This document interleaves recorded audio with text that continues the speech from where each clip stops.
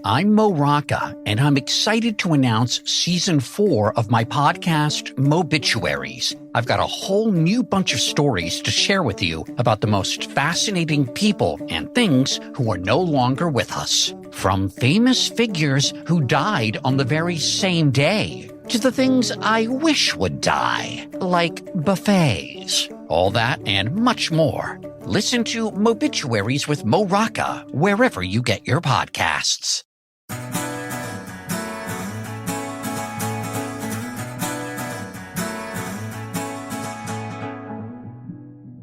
What if there are things that you can learn that change the outcome of your life? Is everybody in my life passing me by? Did I think I was going to be way further along at this point in my life than I am? What is it about you that sets you apart from the rest of the herd? And if you want to be a winner, you're going to have to do some things that you might not have been willing to do before. And it's not all about money. Now, here's the first thing. This is number one. Write this one down. It's not the critic who counts, not the man who points out how the strong man stumbles or where the doer of deeds could have done better. The credit belongs to the man who is actually in the arena, whose face is marred by dust and sweat and blood, who strives valiantly, who errs and comes up short again and again, because there is no effort without error or shortcoming, but who knows the great enthusiasms, the great devotions, who spends himself for a worthy cause, who at the best knows in the end the triumph of high achievement, and who at the worst, if he fails, at least he fails while daring greatly, so that his place shall never be with those cold and timid souls who knew neither victory nor defeat. That's a quote you may have heard before from Theodore Roosevelt, and I want it to have a new meaning for you, because today we're going to be talking about a playbook for success in your life. I'm not a real philosophical kind of guy. I'm an action-oriented kind of guy. And I'm going to be talking to you about how to get the most success you can possibly get from wherever you're starting in your life. And if you listen, if you pay attention, I promise you, today will be life-changing. We'll start in 40 seconds. I'm Katie Maloney, I'm 37, a divorcee, and I'm out here falling in love every day with myself. And I'm Dana Cathan, 33, former needy mess, and delusional Leo, but I've never been happier. Never been happier. You know that. Good. The foundation of this podcast is for people who want to live their life unapologetically. It's a safe space for anyone who's going through a transition in their life or just dealing with the regular bullshit. It's a religion. We're not saying that we're looking to start a coven, but that might be why we started this podcast. But we're not saying that. Join our cult. Community. The coven. Religion. Okay, let's just stick with community. Listen to the podcast. Listen to the podcast. Okay, we're back. And before we ever started, I was reading something to you from Theodore Roosevelt.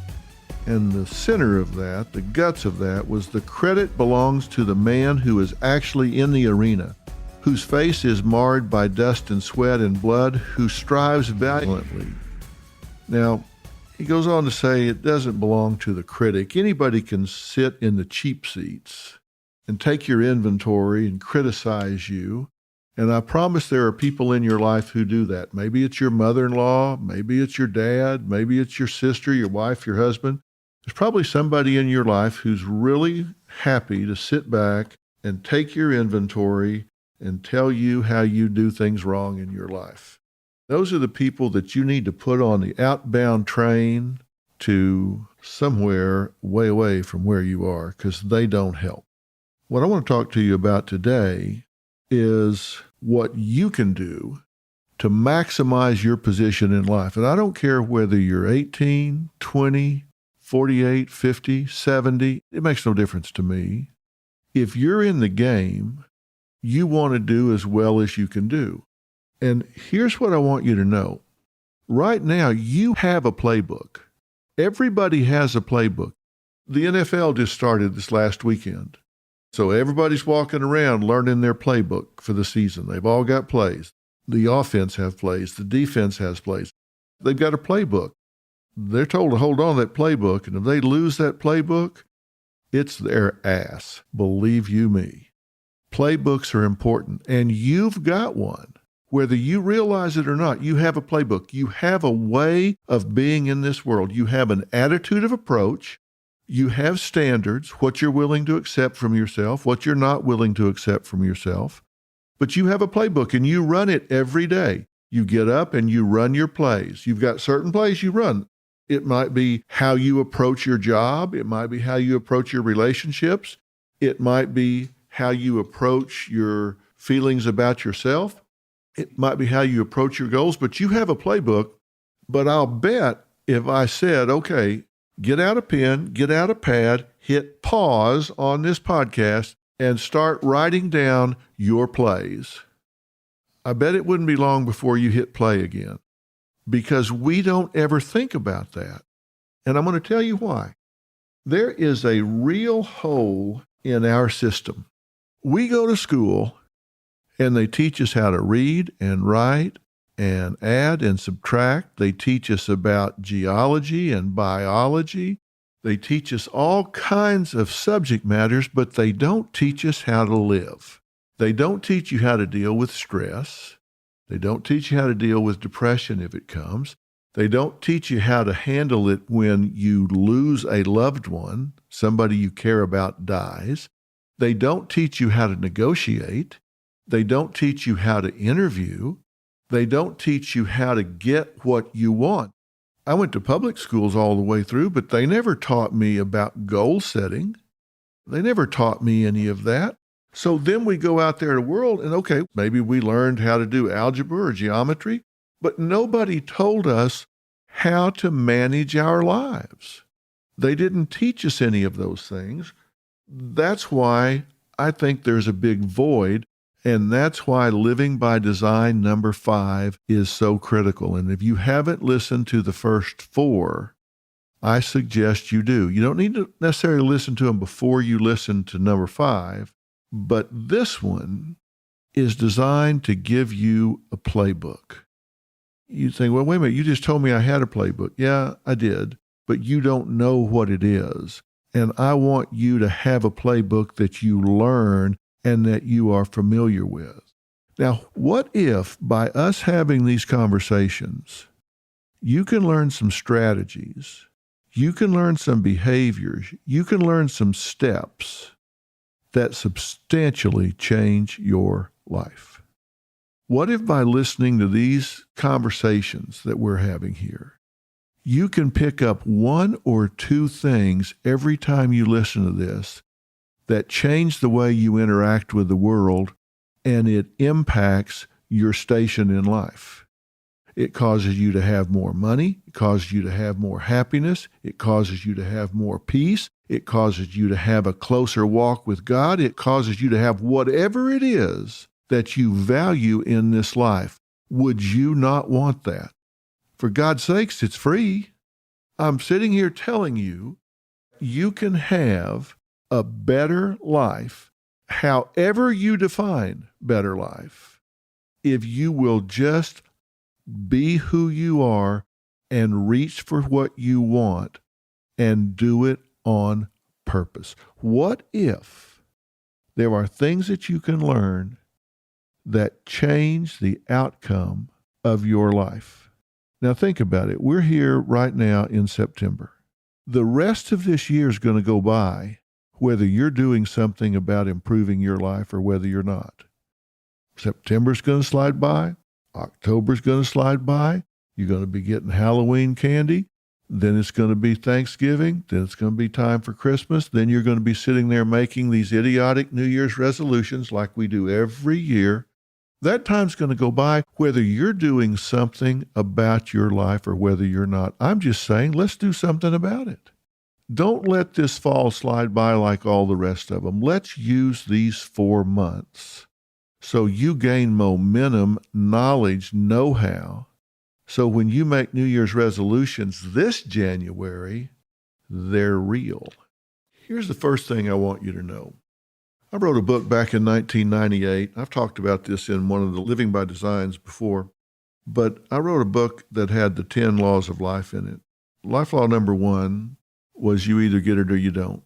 One of the earlier chapters, I talked about how I came about that life. You can listen to that if you want to, but think about what I just said. You either get it or you don't. The question you should be asking yourself is, what is it? You either get it or you don't. So you should be asking yourself, well, what's it? What's the it you want me to get? Well, the it's different for everybody. We'll talk about that as we go along, but let's just use a generic it right now. Don't you know people that are just out to lunch?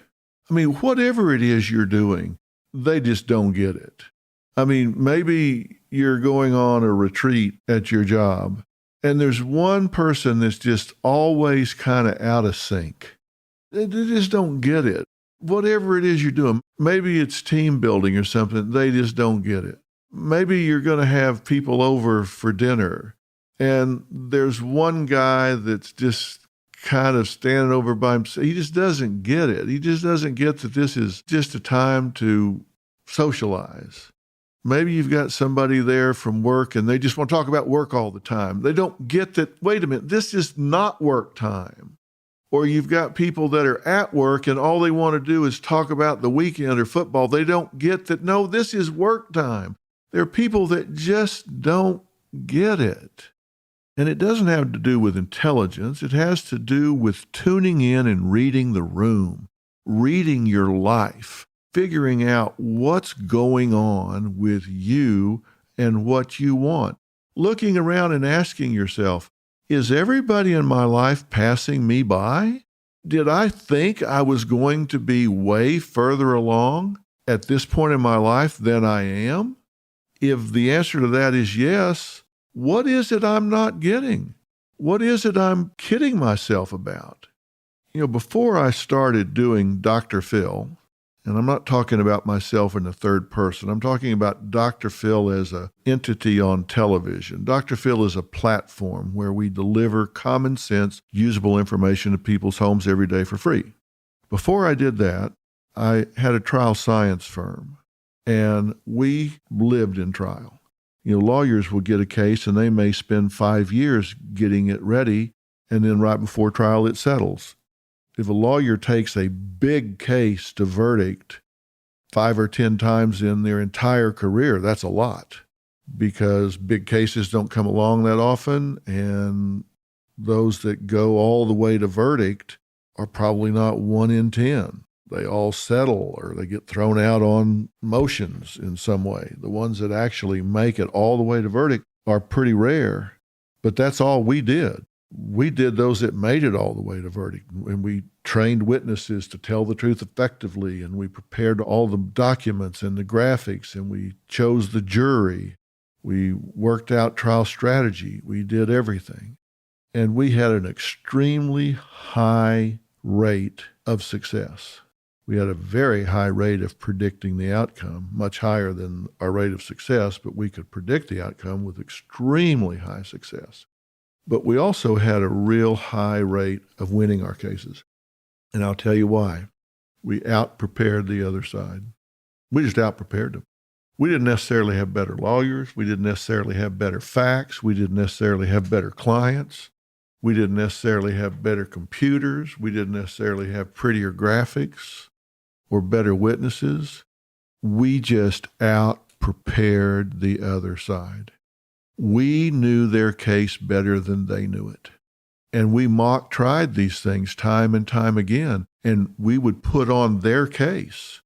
I would take our best lawyer and have him or her try the other side's case against the rest of our team. And we found things where it got to the time, if we got to trial, it was anticlimactic, because they didn't put on near as good a show as we did. They didn't put on near as tough a case as we put on. If we could defeat our version of their case, defeating their version of their case was a walk in the park. We weren't afraid to look at the bad facts. We did not live in denial, and we out-prepared the other side. We had every fact, every graphic, every contingency dealt with. And that took a lot of time, took a lot of money, took a lot of effort, but we out-prepared the other side because I didn't want to be among those who didn't get it, and I don't want you to be among those who don't get it, which means you've got to out-prepare the rest of the world. If you want to be the best at what you do, if you want to be the most successful at what you do, you just have to out-prepare the other side. You have to out-hustle the other people. You have to outwork the other people. You have to out-prepare the other people. And if you're not willing to do that, then you need to quit listening to this right now and turn on some music, put your car on cruise, and slide on home. Because winners do things losers don't want to do. And if you want to be a winner, you're going to have to do some things that you might not have been willing to do before. And it's not all about money. It's whatever you decide success is going to be. So the question is, do you have everything in your life that you want? And if you don't, then you have to decide what area of your life there's something missing. Do you want more money? And when I say what I'm getting ready to say, I can already hear you rolling your eyes saying, yeah, that's easy for you to say because you have it. Because I'm going to say money is the cheapest commodity I have. So you say, oh, yeah. It's easy for you to say because you have a lot of money.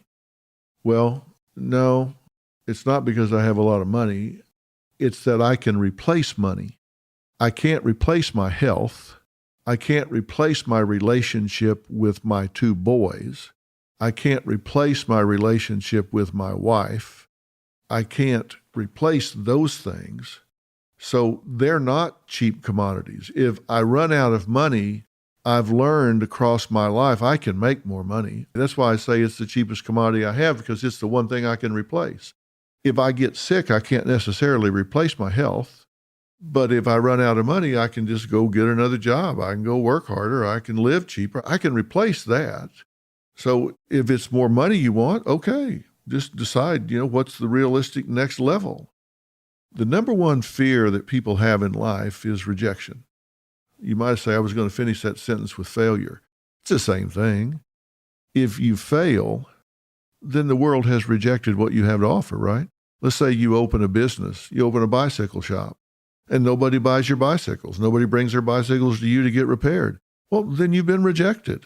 They don't want what you have to offer. If I do a television show and nobody watches, then they've rejected me. They said, I don't care what you have to say. I don't want to listen to you. I don't want to watch you. I don't care what you have to say. I don't care. Then they've rejected me and I failed. There's a lot of different words you can put in its place. But what people have told me is the biggest fear they have is that they get out of their comfort zone, which is where you are now, even though it may feel uncomfortable, and you reach for the next level. Maybe it's the next social rung where you are in with a group of people you wish you were in with, or maybe it's the next promotion where you get a better job, or it's more money, or a nicer house, or a nicer car, or maybe you want to be closer to your higher being that I call God, and you just never make that connection. So you reach for something and you don't get it. That's what people tell me is their biggest fear, is that they admit they want more than they have and then they don't get it. They say that's their biggest fear. And you know what their second biggest fear is? That they get it, because then they have to keep it. They get to a higher level, now they got to stay there. But that's tough. If you want to do well, you've got to take some risk. And so I'm asking you, do you have everything you want? And if you don't, then you need to make a list. I mean, actually write it down, and don't just put it on your computer. You need to write it on a piece of paper, and you need to carry it in your purse or your wallet or a billfold or whatever you call what you carry stuff in, so you can refer to it on a regular basis. It can be your North Star, your compass. What is it you want more of that you don't have? Because I'm going to talk to you about the playbook for getting it. Before you can get it, you need to know what it is, what you want more of, what you want different.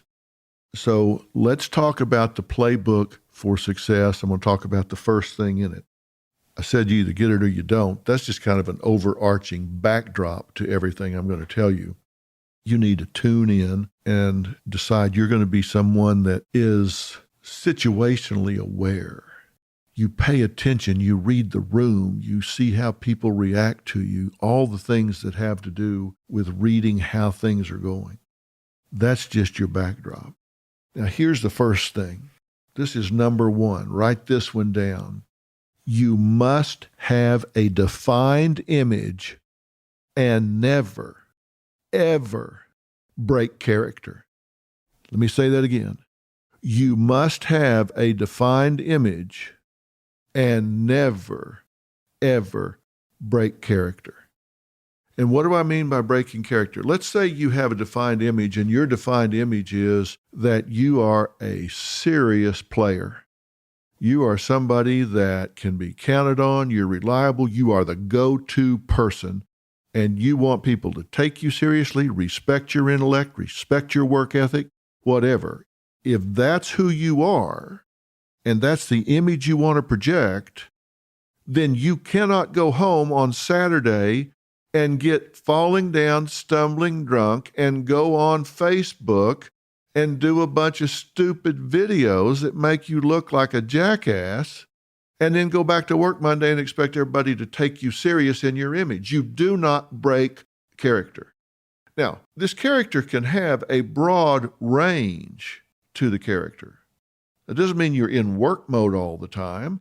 This character has a social channel. This character has a romantic channel. This character has a career and work channel. This character has a spiritual channel. This character has a lot of different lanes, a lot of different categories, but they have to be consistent.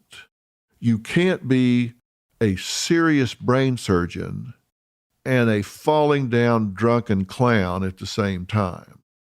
It's just incongruent. So you have to decide, what is the image that I want to project? And this is not a phony image. I'm not saying role play. For your image to work, it has to be authentic. You just have to decide what it is, and then you have to commit to it and own it. You can't be middle ground, halfway one way and halfway another. You cannot ride two horses with one ass. You got to decide who you are, and you go with that. That's the horse you're going to ride all the way to the finish line. Therefore, that's a very serious decision. When you decide, what is the image I'm going to project to the world? What is it I'm going to put out there that I want people to respond to? Because how you engage the world, what kind of image you project to the world, I believe strongly in the principle of reciprocity. We get back from the universe what we put out to the universe. If we are negative, if we are pessimistic, if we're just a Debbie Downer, Donnie Downer, whatever, we're just always looking for the worst and believing that there's a snake under every rock and nothing is ever going to work, then that's what you're going to get back from the universe. If, you're like a duck, if it doesn't rain, you'll walk. You just kind of bob along in the river. Wherever it goes, that's where you go. Then that's what you're going to get back from the universe. They just say, yeah, he, she, they'll deal whatever we give them. It doesn't matter. They say, well, what about Bob over there? What about Karen over there? Don't worry about them. They're whatever. They're good with whatever. Well, we're going to have to cut people's salaries around here. What are Bob and Karen going to think about? They don't care. They won't make any noise. They'll do whatever. There ain't been a day in my life anybody's ever said, what about Phil? There hasn't anybody said, he's good with whatever. You don't even need to talk to him. Not one day in my life has anybody rational ever said that. They've all said, well, we better go talk to him and see what he thinks, because he's very likely going to have an opinion about this one way or the other. They just knew I have strong beliefs. And one of the things that have been consistent with my image is I hate people that find what's wrong with a situation and don't keep digging to come up with an alternative that's correct. Anybody can criticize. Anybody can say no. When I was at Courtroom Sciences, we had very few rules that everybody followed in dealing with clients, and one of them was we never say no. No was not in our vocabulary. If you were a client at Courtroom Sciences, you never heard the word no come out of our lips. Now, you might ask something we couldn't do, but you didn't hear us say no. What you heard was, let me tell you what we can do. Now, were we doing what they wanted? No, it might have been impossible to do, but that's not what we said. Our philosophy was, say, hey, can we redo these 400 charts on boards in the next hour? Of course not, you idiot. But that's not what we said. We didn't say no. We said, let me tell you what we can do. You can use 10 of those before the end of trial today. We'll have those 10 done and 10 on standby and work on the others overnight. Let me tell you what we can do. People want to hear what you can do. And one of my philosophies was, tell them what you can do, not what you can't do. So you got to decide what your image is. And the image has to be authentic. Now, this covers a lot of things. It covers your physical presentation. It covers your verbal presentation. It covers your value system. It covers your philosophy of interacting with the world. I'm not body shaming you here. If you're out of shape, you're really out of shape, your clothes don't look good on you, whether you like it or whether you don't, people will look at you and say, that person doesn't take care of themselves. They're disheveled. And that will be something that makes the hill you climb steeper. If you use poor grammar, it is a badge of ignorance. Now you can say, well, now look, we can't all go to college. Grammar was in the 5th grade. And if you use bad grammar, then go to the library and check out a grammar book. It's a 5th grade book. If you say, oh, I seen him coming, we was gonna. Let me tell you, that is a badge of ignorance. It shows poorly on who you are at any level of interaction, whether it's social or professional or whatever. So you have to do an inventory and say, what are things I can change? How's your hygiene? If you smell like a goat, that's bad, okay? If you don't brush your teeth a couple of times a day, if you don't shower every day, if you don't wear clean clothes every day, if you don't groom yourself well, then you're putting out an image that says, I don't really care about myself. So you have to make a decision to do the best you can with what you have. I read an article one time that said 78% of men would rather amputate a body part than be bald. Well, you ain't cutting nothing off of me. I'm bald. Look, I work with what I got. I made it a trademark. There aren't very many people out here in Hollywood that look like me, so I made it a trademark. I'm recognizable. Everybody looks like Johnny Depp. Nobody looks like Dr. Phil, so at least I'm distinctive. So I'm saying decide an image, and the image needs to be authentic to who you are. And don't be pseudo-intellectual. Don't try to use words that you aren't comfortable with. Don't try to be somebody you're not. That never, ever works. It has to be authentic to who you are. But it needs to be the best version of you that you can be. And once you decide who that is, what that is, in every category, then you need to be the best version of that you can possibly be. And don't break character ever. You don't be the problem solver. You don't be the person that is the go-to resource at work and then go out and get fallen down drunk with your coworkers after work. You're breaking character, and they will lose respect for you. You cannot define yourself one way and then do a 180-degree swing and expect to be successful in love, business, society, or anywhere else.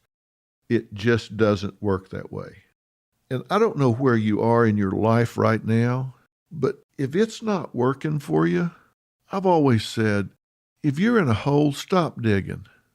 If you've worked yourself into a hole with what you've been doing, you can improve your situation if you just stop digging.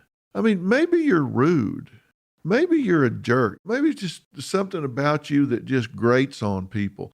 You just get in a hole with people. Stop digging a hole. If you've got a hole in a boat, you don't drain the water out of the boat by putting more holes in the boat to drain the water. It doesn't work that way. If something in your life is not working, you've got to change it. Hey, it's Donna from Daily Dose of Donna. Every weekday afternoon on the Daily Dose of Donna podcast, I cover all of the reality TV and celeb gossip and breaking news. I'm a former TV casting director. My husband works in reality TV, and I live for the Housewives, the Sister Wives, the Southern Charmers, and the Summer Housers. And let's be honest, all of the drama. I'll give you a day's worth of celebrity and reality news weekday afternoons in just under an hour. New episodes of Daily Dose of Donna post weekday afternoons and are now available in video on Spotify. Subscribe to Daily Dose of Donna, that's DANA, on your podcast app. I've always said character is easier kept than regained. If you do things that compromise your character, you lie, you cheat, you steal, you take credit for things you don't really deserve, it's at the cost of your character. It's so much easier to keep your character than to get it back once you lose it. So you just got to decide, you know what? Integrity means doing the right thing when nobody's watching and nobody's listening, except for you. And then you don't ever have to worry or wonder whether something's going to blow back on you or not. So the number one thing in your playbook is you've got to find out what this image is that you're going to project into this world. It has to be authentic to who you are. And in order to do it and do it well, you have to identify your strengths. You know, people always talk about overcoming weaknesses. Yeah, I just said, if you got something that's not working, then quit doing it. You know, Lassie could figure that out. But let's talk about your strengths. I play tennis every day, and I've got a pretty good backhand. I spend time every day, every week, working on my backhand. It's probably my best shot, but I spend time working on it. I practice my strengths. If you have something you're good at, make it better. Make it a weapon. Make it something that you can really rely on. So maybe you're good with people. Maybe you're good at problem recognition. Maybe you're good at problem solving. Maybe you're good at motivating people. Maybe you're good at solving things, calming people down. Maybe you have irate customers that come into work or whatever, and you can step up and calm the situation down. Then you need to really hone that. Identify your strengths and know what they are so you can play to them. And this leads to number 2 in your playbook. You must create a perception of uniqueness. You must create a perception of uniqueness. Now, what do I mean by that? I mean, you do not want to be a face in the crowd. You don't want to be a robot. You don't want to be an interchangeable person in a relationship, at your job, anywhere. If you're just a random person that, it's just a person, this person can be here, get another person to be here, it doesn't make much difference. There are a lot of jobs like that. You know, jobs that like anybody can do. It doesn't matter. And there's nothing wrong with that, but that's not for you. If you want to improve your life, you have to create a perception of uniqueness. And I'm saying perception of uniqueness because it doesn't do any good to be unique if people don't perceive that you're unique. You've got to make sure they recognize your uniqueness. You may have some unique skill, but if nobody knows it but you, what good is it? So you have to decide unique. What is it about you? You don't want to just be in the middle of the herd. You don't want to blend into the background. If you want to be a winner, you need to find, embrace, and project those things that set you apart from the herd, set you apart from everybody else. Uniqueness is valuable in so many different respects. And I'm one of those people that believes in a defined product. A defined product. You cannot be all things to all people. I think you have to be a defined product. People need to know what they get when they get you. I have subscribed to this philosophy my entire life, including right now. When people say, Dr. Phil, when I say it to you right now, Dr. Phil, just think about what that calls to mind. Now, in that you're listening to this, I hope it's something positive, or maybe you tune in because you love to hate me. That's okay, because I don't have a need to be loved by strangers. But when you think of Dr. Phil, I'll bet you don't confuse me with anybody else.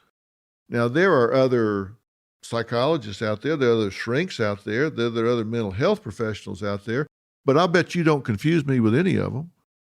I'll guarantee you there are psychologists in America that have forgotten more psychology than I'll ever know. But they forgot about learning how to communicate it.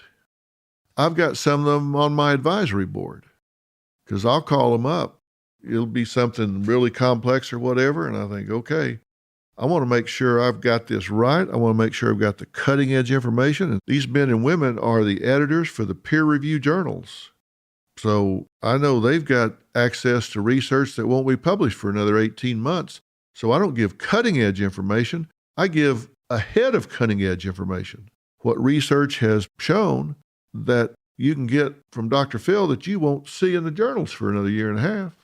So I'm talking about OCD. Believe me, I've got up to the minute information because I talk to people that know more about it than I do. There are some people that spend their entire career on that one disorder. I don't, but I know who does. And so I bring those experts in. Now, when I say you're not going to confuse me with anybody else, there are people out there like John Gray. John Gray wrote Men Are From Mars and Women Are From Venus, or whatever the title of it was. I know John, very nice guy, a lot of wisdom, but you're not going to confuse the two of us because he's going to pat your hand and tell you it's going to be okay and why, and he's very effective at what he does. But we're very different. We're very different. You're not going to confuse me with him. You're not going to confuse him with me. I believe in a defined product. Look, you may think my defined product is I'm a barbarian. You may think I'm the second coming of common sense. And you're probably both a little bit right. But you don't confuse me, and that's what I want you to decide. What is it about you that's unique? What is it about you that sets you apart from the rest of the herd? And here's the thing. Think about your life as a movie, not as a snapshot, because a snapshot can be any day, any moment, any time. Like we get a snapshot of you when you've got the flu and think, man, this old boy's looked pretty rough. This old gal's seen better days. Because we catch you at your worst time. You just thrown your guts up and you feel like hell. And we just get a snapshot of you and could way underestimate you. So you got to think of your life as a movie, not as a still frame. And movies have scripts. They have beginnings, they have middles, they have ends. And your life is that way. Your life is a process. It has a beginning and a middle and an end. So let's talk about the script of your life. Where are you in it right now? If you're listening to this, it's not in the beginning. I'm guessing you're not on the way to 7th grade, unless your mom's driving you and you're having to listen to this on the way, and for that I apologize.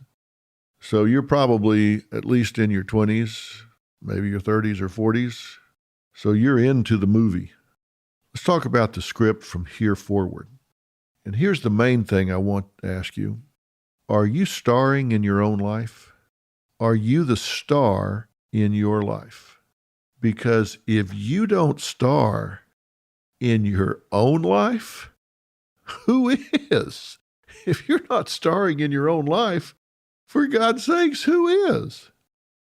Now, I don't care if you are a plumber or a butcher or a baker or a candlestick maker or a janitor or a car mechanic or an accountant, a school teacher. It doesn't matter what you do. That's not who you are. That's what you do. You have to star in your own life. And in every movie, there's somebody in the lead, right? There's somebody that's in the lead. When they run the promos, there's somebody in those promos. And then there's a supporting cast. And you have to star in your own life. So act like it by embracing your authentic self. Treat yourself like a star. Deal with yourself like you're a unique individual. Because I promise you, when I meet people, I think one thing. They know themselves better than I do. How do they feel about themselves?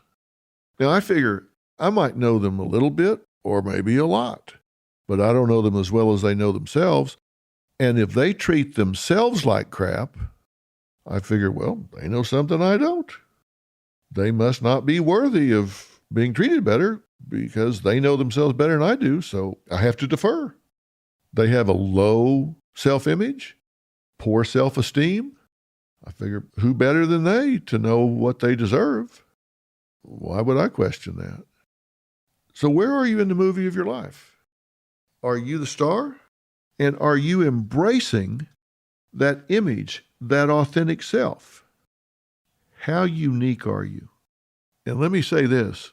If you don't feel unique, then maybe it's time to reinvent yourself. And you can do that without abandoning who you are, because we all have a range of traits, skills, abilities, and the capability to move within that range. Reinvention may mean changing everything from your look to what you do, where you do it, or the way you engage people. It may mean changing your focus to the goals you seek to attain. It may mean taking those strengths I was talking about and really building on those.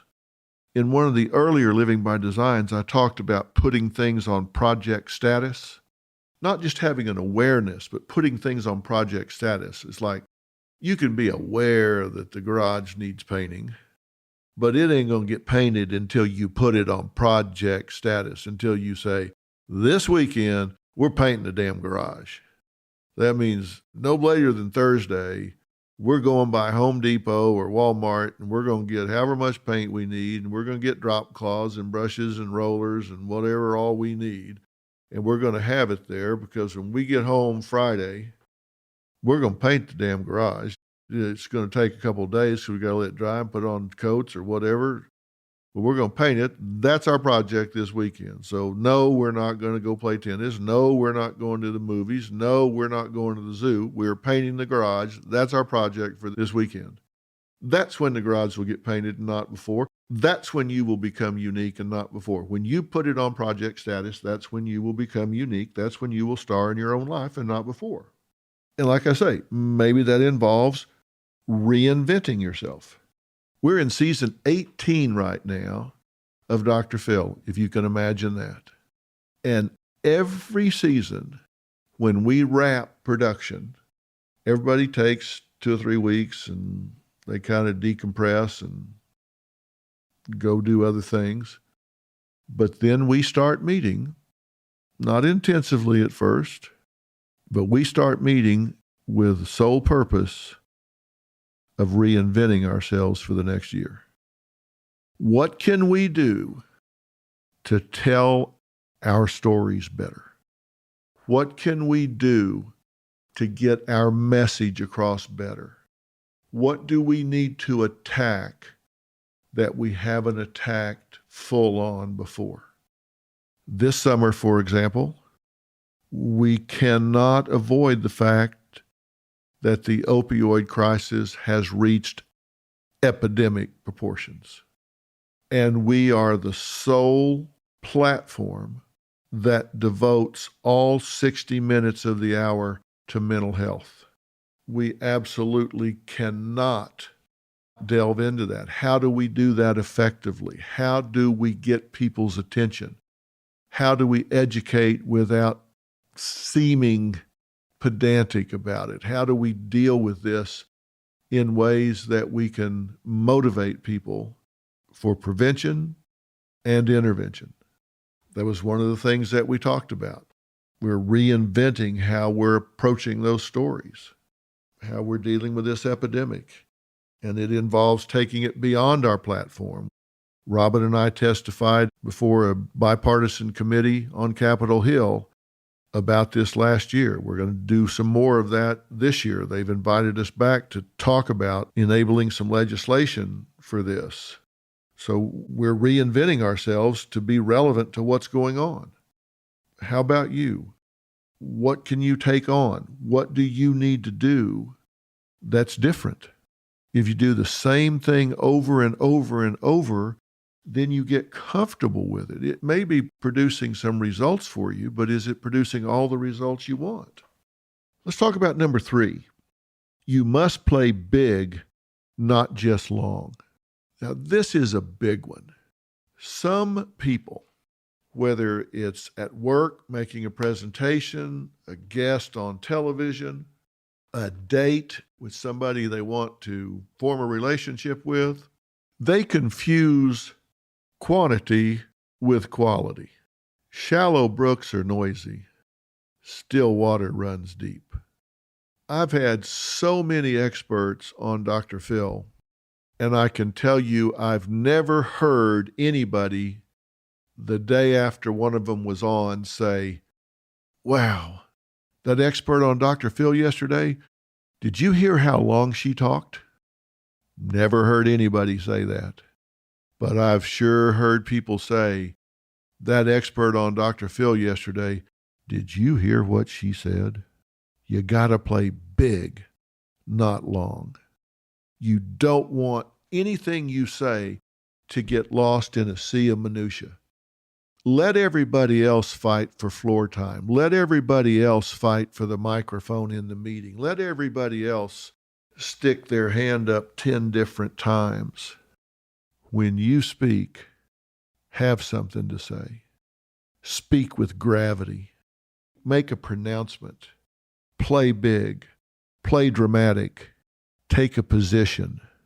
It's just not enough to keep your head down, work hard, put in your time, and expect a reward at the end, because that end may never come.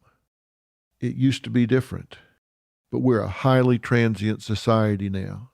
And if you want to get ahead in this world, if you want to be noticed by somebody you want a relationship with, if you want to get a promotion at work, if you want to get a sale, if you're in sales, you need to rise above the noise.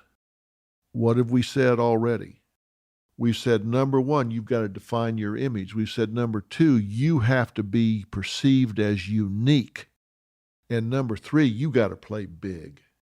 You got to do something that pops you from the rest of the crowd. You don't want to be part of the wallpaper. You want to be part of the figure that pops out of the background. You know, current events have shown us that long-term employees are the first to go when there's a downturn. Now, you'd think it would be the other way around, right? Because they've been loyal and they've been there. But you know what? They're the highest paid. So if you're going to cut 50 employees, are you going to cut the 50 that are absorbing most of the payroll, or are you going to cut the 50 that are the cheapest? Well, they're going to lose a lot of wisdom when they cut those that have been there a long time, but they're just trying to make their number. So they're going to come in and cut those high-priced employees and replace them with new blood. So if you're just somebody that just rank and file, you just keep your head down, tail up, working hard, you're just rank and file, you're going to file right out the door.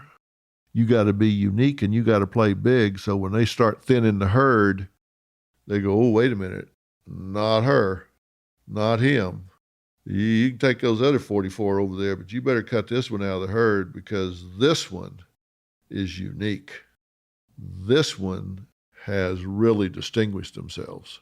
And you do that by playing big. You do that by taking positions. You do that by coming up with solutions. You do that by creating memorable moments. I would a whole lot rather create a memorable minute and 18 seconds than bore an audience for 20 minutes.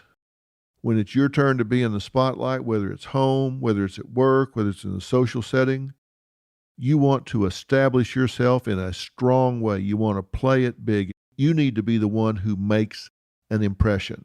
When they leave, go home, go to lunch, you want them buzzing about what you said, about what you did, about how you looked. You want to make an impression. You have to stand out in a positive, constructive way and decide how you're going to do that before you get there. This means taking the initiative. I saw a situation not too long ago right on the Paramount lot where 2 people came in that were being added to a production staff. And there were 2 desks that were going to be occupied by these 2 production staff. One of them faced the door of the executive producer. The other one faced a wall. And the HR person was there, and I just happened to be there getting ready to do something else. And the HR person said, y'all can pick a desk. Does either one of you have a preference? And one of them stepped up and said, yeah, I'll take this one. You know which one she took? She took the one that faced the executive producer's door, because every day that executive producer walks out the door, you know who they're going to look at? They're going to look at her. And if she's smart, she'll wear something red somewhere on her wardrobe every day.